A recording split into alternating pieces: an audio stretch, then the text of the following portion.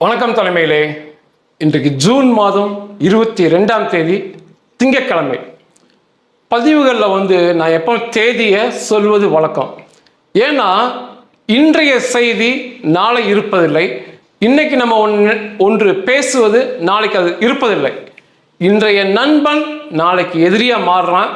செய்திகளும் மாறிப்போகுது. அதனால தேதிகளோடு இன்றைய தேதி இன்றைய செய்தி என்று பாருங்கள்.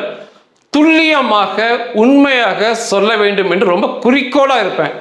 ஆனால் தமிழக ஊடகங்கள் நினைக்கும்போது உண்மையாகவே மிகப்பெரிய வேதனையாக தருது. நேற்று அம்மோனியா வாயு கசிவால் பலர் மரணம். நேற்று டிவி செய்தி பார்த்தீங்கன்னா 7 பேர் 8 பேர் மரணம் அடைஞ்சிட்டாங்க. அநேகர் சீரியஸ் அப்படிங்கிற மாதிரி செய்திகளை போட்டி போட்டு கொடுத்து பரபரப்பை ஏற்றி கொண்டிருந்தாங்க. ஆனால் இன்றைக்கு காலையில் தெளிவாக தினத்தந்தி செய்தி வந்த பிறகு பார்த்தீங்கன்னா ஒரே ஒருவர் தான் மரணம் அடைஞ்சிருக்காரு. மற்றவர்களுக்கு எல்லாமே சிகிச்சை கொடுக்குறாங்க. ஒரு மரண செய்தியெல்லாம் துல்லியமாக தர தெரிய வேண்டும். ஆனால் தங்கள் வியாபாரம் நடக்க வேண்டும் என்பதற்காக மரணத்தில் கூட பொய் சொல்வது மிகப்பெரிய தவறு. நிச்சயமாக நடவடிக்கை எடுக்க வேண்டும் அரசாங்கம். எல்லாவற்றையுமே வேடிக்கை பார்த்து கொண்டு இருக்கக்கூடாது. சரி, 18 மணி நேர பேச்சுவார்த்தை முடிந்து சுவிட்சர்லாந்திலிருந்து ஈரானிலிருந்து வந்த தூதுக்குழு அப்பாஸ் அரகாசி, சபாநாயகர் காலிபாப் கிளம்பி அவங்க ஈரானுக்கு போயிட்டாங்க.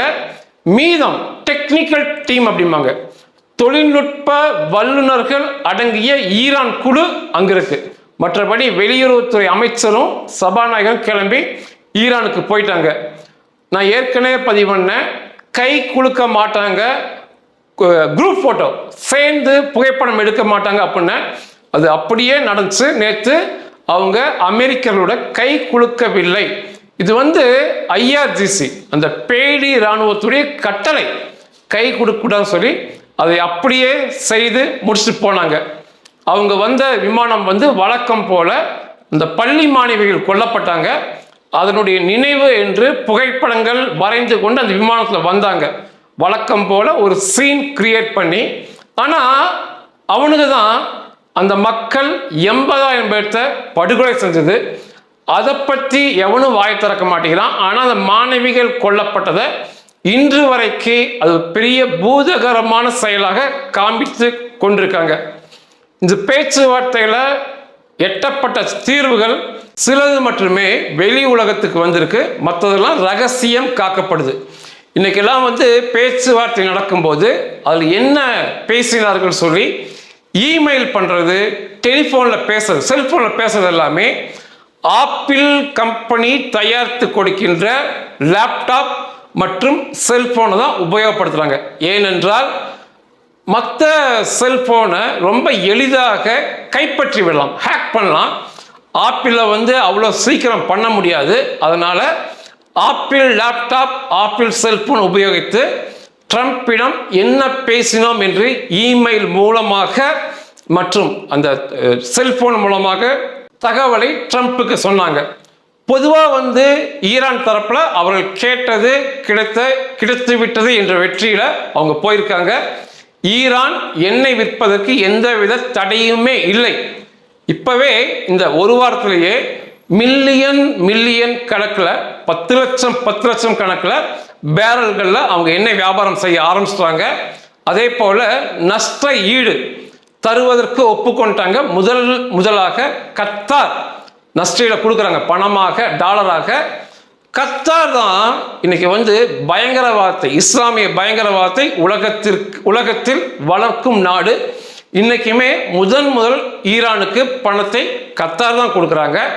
ஹமாஸ் என்ற அந்த பேடி பயங்கரவாத இயக்கத்தின் முழு பின்னணி 100% பணம் கொடுத்து வளர்த்து கொண்டிருப்பது இன்றைக்கு வரைக்கும் கத்தார் தான். அந்த நஷ்ட ஈடு ஈரானுக்கு கிடைக்க போகுது. ஹொர்மோஸ் ஜலசந்தி என்னென்னமோ சொல்றாங்க, ஆனால் கணிசமாக திறந்து விடப்பட்டுள்ளது. நேற்று 25 கப்பல் தாண்டி இருக்கு. இன்னைக்கு இப்போ வரைக்கும் 15 கப்பல் தாண்டி வந்துட்டாங்க. ஹொர்மோஸ் ஜலசந்தி திறந்து விடப்பட்டது. இதெல்லாம் பொதுவாக எட்டப்பட்ட தீர்மானங்கள். அதை தாண்டி நிச்சயமாக லெபனானில் சண்டை நிறுத்தம் ஏற்பட வேண்டும். லெபனானில் உள்ள இஸ்ரேல் இராணுவம் முழுவதுமாக முற்றாக திரும்ப இஸ்ரேலுக்குள்ள வரணும். நிச்சயமாக அது நடக்கும் என்றுதான் தோன்றுகிறது. அப்படி அணுகுண்டை ஒருபோதும் செய்ய போவதில்லை. அணுகுண்டை வெளிநாடுகளிலிருந்து வாங்கப் போவதில்லை. அந்த செறிவூட்டப்பட்ட யுரேனியத்தை கொடுத்து விடுகிறோம், ஏதோ ஒன்று பண்ணிக்கிறோம்னு சொல்லி ஈரான் அறிவிச்சிருக்கிறாங்க. அதற்காக தான் தொழில்நுட்ப வல்லுநர் குழு சுவிட்சர்லாந்தில் இப்போ இருக்காங்க, அந்த யுரேனியத்தை என்ன செய்வது என்று பேசுவதற்கு. இது நடந்தாலே மிகப்பெரிய வெற்றின்னு சொல்லலாம். அந்த யுரேனியத்தை அவங்க டைலூட் பண்ணிட்டாங்கன்னாவே மிகப்பெரிய வெற்றி அமெரிக்காவுக்கு, இஸ்ரேலுக்கு என்று நம்ம பதிவு செய்யலாம். இதெல்லாம் இப்போ பேசி முடிச்சு அவங்க போயிருக்காங்க. ட்ரம்ப்புக்கு திரும்ப ஒரு மூக்குடைப்பு இஸ்லாமிய நாடு மூலமாக ஏற்பட்டிருக்கு. ட்ரம்ப் ரொம்ப பந்தாவை இசபுல்லாவை இஸ்ரேல் கட்டுப்படுத்த முடியவில்லை என்றால் சிரிய அதிபர் அல் சராட்டா நான் சொல்லுவேன், அவன் அந்த ஜிகாதி போய் அந்த இசபுல்லாவை கட்டுப்படுத்தி விடுவான்னு சொல்லி பெருமையாக பேசியிருந்தார் ட்ரம்ப். ஆனால் இன்னைக்கு அல் சரா அறிக்கை கொடுத்திருக்கான், எக்காரணம் கொண்டும் லெபனான் விஷயத்தில் தலையிட மாட்டோம், இசபுல்லாவை ஒடுக்குவதற்கு எங்களுடைய படைகளை அனுப்ப மாட்டோம்னு சொல்லி தெல்ல தெளிவாக சொல்லி ட்ரம்ப் முகத்தில் கரியை பூசியிருக்கான். ட்ரம்ப் தொடர்ச்சியாக இந்த இஸ்லாமிய நாடுகளால் வழிநடத்தப்படுவது ஒரு ஆபத்தான போக்குதான். இன்னைக்கு ட்ரம்ப்பை சுற்றி பார்த்தீங்கன்னா Pakistan, Qatar, Saudi Arabia, Lebanon, UAE, Egypt, இந்த நாடுகள் அனைத்துமே, ஜோர்டான், எல்லாமே அரபிய இஸ்லாமிய நாடுகள் தான். இந்த நாடுகள் தான் முழுக்க முழுக்க ட்ரம்ப்பை வழிநடத்த சொல்றாங்க. சரி, இந்த பிரச்சனையில நிச்சயமாக இஸ்ரேல் அந்த லெபனானிலிருந்து வெளிவர வேண்டும். இன்னைக்கு கூட இஸ்ரேலை வேறு விதமாக சொல்றாங்க, நாங்க அங்கதான் இருப்போம், அந்த பகுதியை பாதுகாக்கப்பட்ட பகுதியாக வைத்து எங்கள் இராணுவம், இஸ்ரேல் இராணுவம் அங்கு இருக்கும், அங்குள்ள இசபுல்லாவை தொடர்ந்து ஒடுக்கும்லாம் சொல்றாங்க. நிச்சயமாக அது முடியாது. வருகின்ற சில நாட்கள்ல இஸ்ரேல் இராணுவம் தனது படையை அங்கிருந்து வாபஸ் பெற வேண்டியிருக்கும். அதற்கடுத்து வருகின்ற காலங்களில் காசாவிலிருந்தும் நிச்சயமாக இஸ்ரேல் தனது படையை வாபஸ் வாங்க வேண்டியிருக்கும். நிச்சயமாக தொடர்ச்சியாக அப்படி அங்கே இருக்க முடியாது. ஏன்னா ட்ரம்ப் என்ன சொல்றாருன்னா, போதும், இத்தனை நாள் தாக்கியது போதும், காசாவை தாக்கியது போதும், அழிச்சது போதும், லெபனானை தாக்கியது போதும், அதனால பின்வாங்கி வெளியே வாருங்கள் அப்படிங்கிற மாதிரி ட்ரம்ப் நிர்வாகம் மற்றும் ட்ரம்ப் சொல்றாங்க. ஒரு சில நாட்கள்ல 100% லெபனானை விட்டு வெளியே வர வேண்டி இருக்கும் இஸ்ரேல் இராணுவத்திற்கு. தனியா அமெரிக்கா இல்லாம இஸ்ரேல் சண்டை போடலாம், லெபனான் கூட, காசால, ஈரான்ல ஒட்டுமொத்தமாக ஒரே நேரத்தில் சண்டை போட்டு வெற்றி பெற்றுருவாங்க. ஆனா அமெரிக்கா சொல்வதை கேட்காமல் நிச்சயமாக இருக்க முடியாது. ஏன்னா அமெரிக்கா சொல்வதை மீறி செஞ்சாங்க அப்படின்னா ஐக்கிய நாட்டு சபைகள்ல ஒரு தீர்மானம் கொண்டு அமெரிக்காவும் அதை ஆதரித்தால் இஸ்ரேலுடைய பாடு மிகப்பெரிய திண்டாட்டமாக போயிடும். ஐக்கிய நாட்டு சபைங்கிறது உலகம் முழுவதும் உள்ள நாடுகள் இஸ்ரேலுக்கு எதிராக ஒரு தீர்மானம் கொண்டு இஸ்ரேல் இதை மீறி செய்தால் தடைகள் கொண்டு வரப்படும் அப்படின்னு சொன்னாங்கன்னா பொருளாதாரத்தில் மிகப்பெரிய பின்னடைவை இஸ்ரேல் சந்திக்க வேண்டியிருக்கும். அதை தாண்டி அப்படியும் இஸ்ரேல் கேட்கலன்னா ஐக்கிய நாட்டு சபைகள்ல பாதுகாப்பு மந்திரி சபை, அவங்க தான் இராணுவ நடவடிக்கை மற்றும் போர்களை தீர்மானிப்பது. அங்க போய் இஸ்ரேலுக்கு எதிராக தீர்மானம் கொண்டு ஐக்கிய நாட்டு சபைகள் சார்பாக படைகள்லாம் அனுப்புனாங்கன்னா அது ஒரு மிகப்பெரிய பிரச்சனையாக இஸ்ரேலுக்கு போகும். அதனால அமெரிக்காவை மீறி செய்யவே முடியாது. இத்தனை நாள் இஸ்ரேலுக்கு எதிராக வருகின்ற கண்டன தீர்மானங்கள் அனைத்தையுமே முறியடித்தது அமெரிக்காவுடைய வீட்டோ பவர் தான். அமெரிக்கா தான் தொடர்ச்சியாக இஸ்ரேலுக்கு எதிராக எந்த தீர்மானமும் ஐக்கிய நாட்டு சபைகளில் நிறைவேறாமல் பார்த்து கொள்வது. அதனால அமெரிக்கா லெபனான்ல சண்டை போதும், வெளியே வாங்கினா வெளியே வரணும், காசால போதும் என்றால் கண்டிப்பா வெளியே வரணும். வருகின்ற ஒரு சில நாட்கள்லேயே லெபனானை விட்டு நிச்சயமாக வெளிவர சொல்லுவாங்க. ஏன்னா ஈரானுடைய முதல் கோரிக்கை லெபனான் தாக்கப்படக்கூடாது, லெபனானுக்குள்ள இஸ்ரேல் இராணுவம் இருக்கக்கூடாது அப்படிங்கிறாங்க.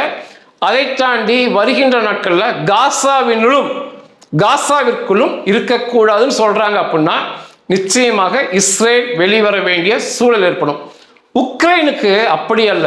உக்ரைனை எதிர்த்து கண்டன தீர்மானம் ஐக்கிய நாட்டு சபைகள் நிறைவேறாது. ஏன்னா அப்படி ஒரு தீர்மானம் உக்ரைனுக்கு எதிராக வந்துச்சுன்னா பிரான்ஸ் மற்றும் இங்கிலாந்து வீட்டோ பவரை உபயோகப்படுத்தி உக்ரைனுக்கு எதிராக எந்த தீர்மானமும் வராதது போல பார்த்து கொள்வார்கள். ஆனால் இஸ்ரேலுக்கு அப்படி இல்லை. அமெரிக்கா கைவிட்டாங்கன்னா ரஷ்யா கைவிட்டுரும், சீனா கைவிட்டுரும், பிரான்ஸ் கைவிட்டுரும், இங்கிலாந்து கைவிட்டுரும். இந்த 5 நாடுகளிடம் மட்டும்தான் வீட்டோ பவர்னு இருக்கு. அதனால நிச்சயமாக வருகின்ற நாட்களில் கிட்டத்தட்ட 38 இஸ்ரேல் இராணுவ வீரர்கள் லெபனானுக்குள்ள பலியாயிருக்காங்க. என்றாலும் அங்கிருந்து வெளிவர வேண்டிய சூழல் ஏற்படும். அதனால இஸ்ரேல் இராணுவத்திற்கு லெபனானை தாக்குவதற்கு அழிப்பதற்கு ஒரு சில நாட்கள் மட்டுமே கையிருப்பு இருக்கு. அதே போல காசாவை அழிப்பதற்குமே அதை தாண்டி சில நாட்கள் மட்டுமே அவங்களுக்கு கையிருப்பு இருக்கு. ஏன்னா இந்த சந்தர்ப்பத்தை பயன்படுத்தி கொண்டு தொடர்ச்சியாக வீடியோக்கள், புகைப்படங்கள், காசா அழிக்கப்படுகிறது, பெண்கள் கொல்லப்படுகிறார்கள், லெபனானில் பெண்கள் கொல்லப்படுகிறார்கள் சொல்லி வைத்தார் போல எண்ணற்ற இஸ்லாமிய அரபிய பத்திரிகைகள் தொடர்ச்சியா, நான் இன்று நேற்றுலாம் பார்க்கும்போது இதை தான் சாக்கு அப்படின்னு சொல்லி எண்ணற்ற வீடியோக்கள், புகைப்படங்கள் தொடர்ச்சியாக வெளியிடுறாங்க. அதனால அந்த நிர்பந்தம் ட்ரம்ப்புக்கு ஏற்படும். அதனால வெளிவர வேண்டிய சூழல் நிச்சயமாக இருக்கும். ஒரு சில நாட்கள் வேணா லெபனானையும் அதை தாண்டி சில நாட்கள் காசாவையும் அழித்துக் கொள்ளலாம். அதுவுமே லெபனான காசாவை இனி விமானப்படைகள் மூலமாக மிகப்பெரிய குண்டுகள் போட்டு மிகப்பெரிய அழிவை கொடுக்க முடியாது. குறிப்பாக லெபனானில் செய்யவே முடியாது. மிகப்பெரிய விமானப்படை கொண்டு போய் பெரிய குண்டுகள் போட்டு மிகப்பெரிய அழிவு வீடியோக்களில் பதிவாவது போல, புகைப்படத்தில் பதிவாவது போல இஸ்ரேல் செய்யவே முடியாது. அப்படி செய்தாங்கன்னா உடனடியாக இந்த பேச்சுவார்த்தையிலிருந்து ஈரான் விலகி கொள்றோம் அப்படிம்பாங்க. திரும்ப பழைய இடத்துக்கு போயிடும். ஹொர்மோஸ் ஜலசந்தி மூடப்படும். அப்புறம் திரும்ப பேசிக்கிட்டே இருக்கணும். அதனால மிகப்பெரிய விமானப்படை தாக்குதல் நடத்தாம வருகின்ற சில நாட்கள் மட்டும் தரை வழி துருப்புகளை பயன்படுத்தி எவ்வளவுக்கு எவ்வளவோ இஸ்புல்லா பயங்கரவாதிகளை கொல்ல முடியுமோ, காசாவில் ஹமாஸ் இஸ்லாமிக் ஜிஹாத் பயங்கரவாதிகளை கொல்ல முடியுமோ கொல்வது மட்டுமே இஸ்ரேல் இராணுவத்திற்கு முடிகின்ற செயலாக இருக்கும். ட்ரம்ப் சொல்வது போல எனஃப் இஸ் எனஃப் அப்படிங்கிறார். போதும், நடந்தது போதும், தாக்குதல் நடத்தியதற்கு தகுந்த பதிலடி எல்லா பக்கமும் கொடுத்தாச்சு, நிறுத்தி கொள்ளுங்கள் அப்படிங்கிறாரு. ஞாயிற்றுக்கிழமை நேற்று காசாவினுள் இஸ்லாமிக் ஜிஹாத் பயங்கரவாத குழுவின் தளபதி ஜாகி யூசுப் மஹ்மூத் அபு முஸ்தபா, இவ்வளோ பெரிய பேரா இருக்கு அவனுக்கு, இவன் மிகப்பெரிய இஸ்லாமிக் ஜிஹாத் பயங்கரவாதியின் தளபதி. மேலும் அக்டோபர் 7 தாக்குதல் நடத்தினப்ப இஸ்ரேலில் ஒரு சின்ன பையன் 12 வயசு அவனுக்கு யாகில் யாக்கோப், அந்த பையனை கடத்தி செல்லும் போது இவன் தலைமையிலான கும்பல் தான் அந்த பையனை கடத்திட்டு போனாங்க. அந்த சின்ன பையனை கடத்தினாங்க, அவங்க அண்ணனை கடத்தினாங்க, அவங்க அப்பாவையும் கடத்தினாங்க. அவங்க அப்பா உயிரற்ற சடலமாக திரும்ப வந்தார். அந்த 2 சின்ன பசங்களும் 50 நாளுக்கு மேலே அங்கே சிறையிலிருந்து வெளியே வந்தாங்க. அந்த நாட்களை, பிடிக்கப்பட்ட நாட்களை எப்படி பிடிச்சாங்க அந்த பையன் சொல்றான். கேட்பதற்கே கண்ணீர் வரவழைக்கும் சம்பவங்கள். அவங்க அப்பா பிணமாக தான் திரும்பினார். இன்னைக்கு அவங்க பையன் அந்த சமாதியில் நிற்கிற காட்சிலாம் பார்க்கலாம். அந்த பையனை கடத்தி செல்ல தலைமையாக இருந்தவன், அதை தாண்டி இஸ்லாமிக் ஜிஹாத்துடைய தளபதி நேற்று ஞாயிற்றுக்கிழமை கொல்லப்பட்டிருக்கான். அதை தாண்டி ஹமாஸ் தளபதிகள் 2 பேர், ஒருத்தன் பேரு அகமது முனீர் காலில் ஜஹா, இவன் ஹமாஸ்ல என்ஜினியரிங் படைப்பிரிவு, பொறியாளர் படைப்பிரிவும்பாங்க. இவன் ஈடிம்பாங்க, எக்ஸ்ப்ளோசிவ் டிவைஸ், வெவ்வேறு தோற்றத்தில் இருக்கிற வெடிகுண்டுகள் செய்வதில். அதை தாண்டி பூபி ட்ராப் பில்டிங்பாங்க, ஒரு பாலடைந்த கட்டணம் போல இருக்கும், தப்பி தவிர அங்கே போனால் மிகப்பெரிய வெடிப்பு ஏற்பட்டு அந்த கட்டடமே இழிந்து விழுந்து அந்த இராணுவ வீரர்கள், இஸ்ரேல் இராணுவ வீரர்கள் கொல்லப்படுவாங்க. Booby drop பில்டிங்பாங்க. இதை போன்றவற்றை செய்வதில் நிபுணத்துவம் பெற்றவன். இவனும் ஒரு ஹமாஸ் தளபதி கொல்லப்பட்டிருக்கான்.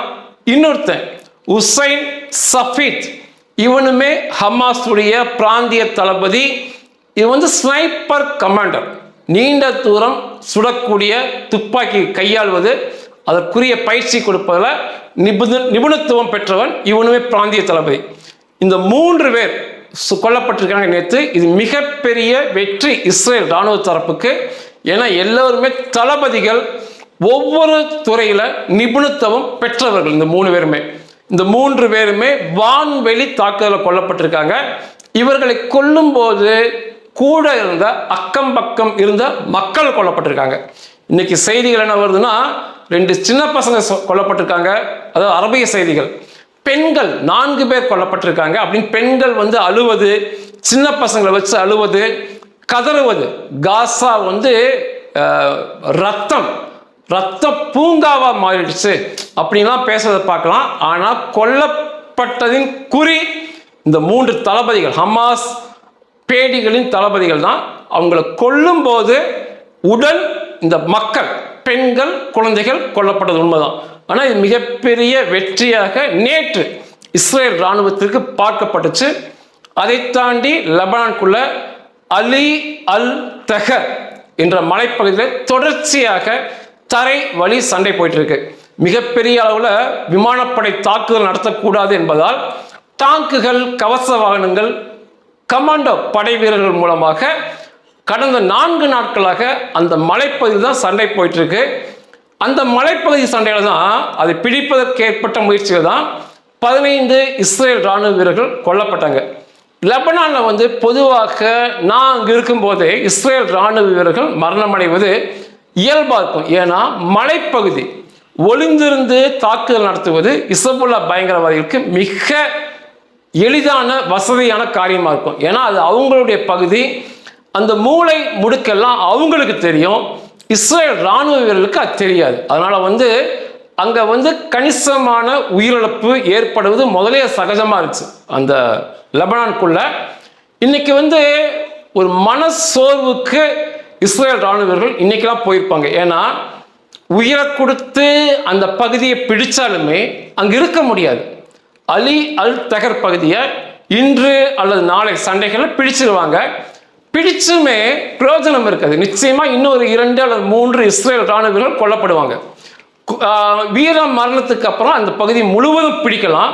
ஆனால் திரும்ப ஒப்படைத்து விட்டு பின்வாங்கி வரணும் அப்படிங்கும் போது அது மிகப்பெரிய மனச்சோர்வை இஸ்ரேல் இராணுவ வீரர்களுக்கு அது இன்னைக்கே கொடுத்துருக்கும்.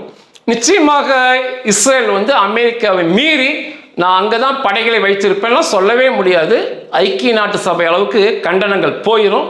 அதுக்கப்புறம் அவங்க வெளியே வரக்கு அமெரிக்கா சொல்லும் போதே அவங்க கேட்டுக்குவாங்க. வேற வழி இருக்காது இஸ்ரேலுக்கு. அதனால இனி அங்க சண்டையிடுவது ஒரு சில நாட்கள் இருக்கலாம். இன்னும் ஒரு சில நாட்கள் அவங்க அலி அல் தஹர் பகுதியில் இஸ்ரேல் இராணுவ சண்டை போடலாம், வாய்ப்பு இருக்கு. இடத்தை கைப்பற்ற வேண்டும் என்ற முயற்சியை கைவிட்டுக்கிட்டு எவ்வளவுக்கு எவ்வளோ இஸ்புல்லா பயங்கரவாதிகளை கொல்ல முடியுமோ, அந்த பயங்கரவாத பிரிய ஆதரவாளர்களை கொல்ல முடியுமோ கொன்றுவிட்டு பின்னால் வர சொல்லும் போது வருவது இஸ்ரேல் இராணுவத்துக்கு நல்லது. அந்த அலி அல் தஹர் பகுதியில் தான் நேற்று நான் பதிவு பண்ண குகைக்குள் உள்ள இஸ்புல்லா பயங்கரவாதிகள் 30 to 100 பேர் உள்ள மாட்டிக்கொண்டு நான் பேசுனது. அந்த குகை 1 கிலோமீட்டர் நீளம் உள்ள குகை. அந்த குகையுடைய அனைத்து நுழைவாயிலுமே இஸ்ரேல் இராணுவ வீரர்கள் மேலே இருக்காங்க. அதனால அவனுக்கு தப்பிச்சு வர முடியாது.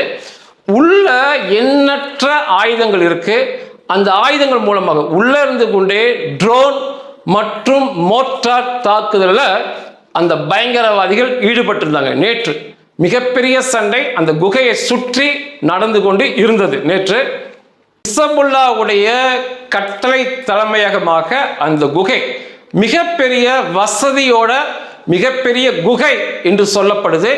முற்றாக அவர்களை கொன்ற பிறகு அந்த குகைக்குள்ள சென்று பார்க்கும்போது மிகப்பெரிய ஆச்சரியங்கள் இருக்கும். ஏன்னா தொடர்ச்சியாக நீண்ட நேரம் அவர்கள் உள்ள தாக்கு பிடிச்சு திரும்ப தாக்குதல் நடத்துறாங்கன்னா எண்ணற்ற ஆயுதங்கள் உள்ளே இருக்குன்னு அர்த்தம். ஆனால் இன்னைக்கு வந்து ஒரு துரதிர்ஷ்டமான நிலைமை, வான்படை விமானப்படை மூலமாக அந்த இடத்தை தாக்க முடியாது. தாக்குனா வீடியோ எடுத்து போட்டு மிகப்பெரிய பிரச்சனை பண்ணுவாங்க. அதனால இன்று அல்லது நாளை முற்றாக அந்த எதிர்ப்பு முறியடிக்கப்பட்டு இஸ்ரேல் இராணுவ வீரர்கள் தான் உள்ள போயாகணும். உள்ள போய் அவர்கள் மீதம் இருப்பவர்களை கொன்று அந்த முற்றாக அந்த குகையை கைப்பற்றுவாங்க தலைப்படை சண்டைகள் மூலமாக. அதை தாண்டி சில குகைகள் இதை போல மிக பிரம்மாண்டமான குகைகளை கைப்பற்றியிருக்கிறாங்க. என்கிட்ட வீடியோ இருக்கு, காட்டுறேன் பாருங்க. மிக This is an underground Hezbollah drone base where the terror group would assemble Iranian-made drones. This tunnel runs for several hundred meters under the southern Lebanon village of Majd al-Zun. According to the military, it was built with direct Iranian assistance. The drones that were found inside the tunnel, the military says it captured around 50 of them, have ranges of 200 to 500 kilometers and with warheads of around 30. பெரிய வசதியுடன் எண்ணற்ற ஆயுத குவியலோட அந்த குகைகள்லாம் கைப்பற்றியிருக்கிறாங்க. America அதுக்கு என்ன சொல்றாங்கன்னா, பிடித்த பகுதிகள் இதை போன்ற குகைகளை லெபனான் இராணுவத்திடம் ஒப்படைத்து விட்டு நீங்க உங்க நாட்டுக்கு திரும்பி வந்துருங்க, இஸ்ரேலுக்கு திரும்பி வந்துருங்க. அந்த குகையை பாதுகாப்பது, இடிப்பது இதெல்லாம் தேவையற்ற செயல். லெபனான் இராணுவத்தை கொடுத்துட்டு நீங்க வாங்கன்னு வந்து அமெரிக்க தரப்புல அவங்க அறிவுறுத்துறாங்க. லெபனான் இராணுவத்தை எல்லாம் ஒரே ஒரு நாள்ல இசபுல்லா பயங்கரவாதிகள் பின்னோக்கி ஓட வச்சிருவாங்க. நான் இருந்து பார்த்திருக்கேன், தெரியும். ஒரு நாள் போதும் இசபுல்லா பயங்கரவாதிகள் சண்டைக்கு வந்தாங்கன்னா இந்த லெபனான் இராணுவம் எதிர்த்து சண்டை போடாம அந்த இஸ்லாமிய பாசத்தோட இவனுங்க தான் இருந்தா இஸ்ரேல் கூட சண்டை போட்டே இருப்பாங்க, பயங்கரவாதம் பண்ணுவாங்கன்னு சொல்லி ஒரு ஆசையில ஒரே நாளையெல்லாம் பின்வாங்கி போயிடுவாங்க. அதனால அந்த குகைகளை இடிப்பது தான் நல்லது. குகைகளை இடிக்கணும்னா மிகப்பெரிய வெடிமருந்துகளை உபயோகப்படுத்த வேண்டும், குண்டுகளை உபயோகப்படுத்த வேண்டும். ஆனால் அதெல்லாம் முடியாது. ஆனால் பெரிய பெரிய ஒரு சில குகைகளை இஸ்ரேல் இராணுவம் கைப்பற்றியிருக்கிறாங்க. இன்னைக்கு நாளைக்கு அந்த குகைக்குள்ள இருக்கிற அந்த 30க்கு மேற்பட்ட இசபுல்லா பயங்கரவாதிகளை தரைப்படை சண்டைகளில் கொன்று முடித்து அந்த குகையுமே கைப்பற்றி காட்டுவாங்க. இதுவரைக்கு இஸ்ரேல் பிடித்த இந்த இசபுல்லா குகைகளிலேயே இந்த சண்டை நடந்து கொண்டிருக்கிற குகை தான் நவீனமானது, மிக வசதியானது, எண்ணற்ற ஆயுதங்களோடு உள்ளே இருப்பது அப்படின்னு சொல்றாங்க. இதுதான் இன்றைய செய்திகள். நிச்சயமாக ஒரு சில நாட்கள்ல இஸ்ரேல் லெபனான் தாக்குதலை முழுதாக நிறுத்திவிட்டு லெபனானை விட்டு வெளிவர வேண்டிய சூழல் ஏற்படும். அதை தாண்டி சில காலங்களில் நிச்சயமாக காசாவை விட்டும் வெளிவருகின்ற சூழல் ஏற்படும். ஹொர்மோஸ் ஜலசந்தி என்பது ஏறக்குறைய பாதி திறக்கப்பட்டு விட்டது. ஈரானுக்கான பண உதவி கொடுக்கப்பட்டு விட்டது. கத்தார் அந்த பயங்கரவாத காரியத்தை சிறப்பாக முன்னின்று செஞ்சு கொண்டிருக்காங்க. யுரேனியத்தை கொடுத்துட்டாங்க அப்படின்னா, செறிவூட்டப்பட்ட யுரேனியத்தை கையில் கொடுத்தாங்கன்னா அது ஒரு மிகப்பெரிய வெற்றி என்று அமெரிக்கா தரப்புக்கு பார்க்கலாம். நேற்று கூட அமெரிக்கா வந்து இந்த ஈரான் பேச்சுவார்த்தையில் ஏதாவது சில்மிசங்கள் ட்ரம்ப் சொல்லியிருந்தார். அந்த பேச்சுவார்த்தைக்கு வந்தவங்க ஏதாவது தேவையற்ற காரியங்கள் செஞ்சால் ஈரான் ஒட்டுமொத்த நாட்டை பற்றி சொல்லும்போது கெட்ட வார்த்தையை உபயோகப்படுத்தி பேசவே முடியாது. அவ்வளோ பெரிய கெட்ட வார்த்தையை உபயோகப்படுத்தி ஈரான் என்று சொல்லி ஈரானே மொத்த ஈரானே கெட்ட வார்த்தையில சொல்லி இல்லாம பண்ணிடுவேன், கரெக்டாக பேசிட்டு போங்க அப்படிங்கிற மாதிரி ஒரு மிரட்டல் விடுத்திருந்தார். ஒரு மிரட்டலுக்கு இடையே அச்சத்துக்கு இடையே தான் ஈரான் இந்த பேச்சுவார்த்தையில் இருந்துகிட்டு இருக்காங்க. யுரேனியத்தை கொடுத்தால் மிகப்பெரிய வெற்றி என்று பார்க்கப்படும். இஸ்ரேலுடைய விவகாரத்தில் ட்ரம்ப் வந்து எனஃப் இஸ் எனஃப், போதும், அடிச்சது போதும், நிப்பாட்டிக்குங்க. உங்கள் நாட்டுக்கு வந்து நீங்கள் உங்கள் நாட்டை முன்னேற்றி கொண்டு செல்லுங்கள். இனி ஏதாவது பயங்கரவாதிகள் பிரச்சனை பண்ணினால் பார்த்து கொள்ளலாம் என்ற மனநிலைக்கு போயிருக்காரு. நமது பிரதமர் மோடிஜி கூட G7 மாநாட்டில் பேசும்போது மோடிஜியை ரொம்ப பாராட்டி பேசினார். அதில் ஒன்று வந்து நம்ம யோசிக்க வேண்டிய வார்த்தை. அவர் என்ன சொன்னார்னா, மோடிஜியை பார்த்து பார்க்க வந்து ஒரு ரொம்ப நல்லவர் போல, ஒரு நைஸ் பர்சனாக தெரிவார், பார்க்க ரொம்ப நல்ல ஆளை போல மோடிஜி தோற்றம் அளிப்பார். ஆனால் மிகப்பெரிய கொலைகாரர், கில்லர், மிகப்பெரிய கொலைகாரர் என்ற வார்த்தையை சொன்னார். ஆனால் கூடையே சண்டைய மிக விரைவில் நிறுத்தி கொண்டார் அப்படின்னு பாராட்டினார். போருக்கு போனாங்க, விரைவில் சண்டையை நிறுத்தி கொண்டார் அப்படின்னு மோடிஜியை பாராட்டினாரு. அதனால் இஸ்ரேலுக்கு இது நாள் வரைக்கும் போட்ட சண்டைகள் போதும், இதுக்கு மேல எல்லாவற்றையும் விலக்கி கொண்டு அவர்கள் இஸ்ரேல் நாட்டுக்குள்ள துருப்புக்களை எடுக்க சொல்வார் என்று எதிர்பார்க்கலாம். நன்றிகள்.